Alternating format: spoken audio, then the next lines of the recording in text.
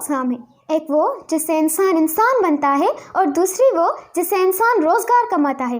ہمارے یہاں دوسری تعلیم یعنی جس سے انسان روزگار کماتا ہے وہی زیر بحث ہے، جبکہ پہلی پہ یعنی جس سے انسان بنتا ہے اس پہ کوئی بحث نہیں ہوتی۔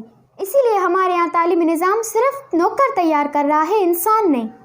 کیا صرف تعلیم کافی ہے یا تعلیم سے زیادہ انسان بننے کے لیے تربیت کی ضرورت ہے؟ بنیادی طور پر تعلیم مشکل نہیں، تربیت انتہائی مشکل کام ہے۔ اس دور میں جس دور میں ڈگریوں کی بھرمار تھی، آپ جیسے استاد نے انتہائی مشکل کام تربیت کا علم اٹھایا۔ شعیب امام صاحب کا ایک خوبصورت جملہ جو وہ اکثر کہا کرتے ہیں کہ ہم ایک ایسے دور میں پیدا ہوئے ہیں جو آپ جیسے عظیم استاد کا دور ہے۔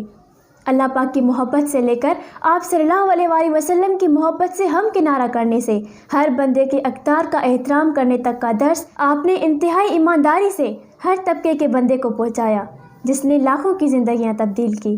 سی ایس ایس جیسے کمپٹیٹیو امتحان میں سلیکٹ ہونے کے بعد بھی آپ نے استاد بننے کو ترجیح دی، وہ بھی اس وقت جب یہ شعبہ اپنا وقار کھو چکا تھا۔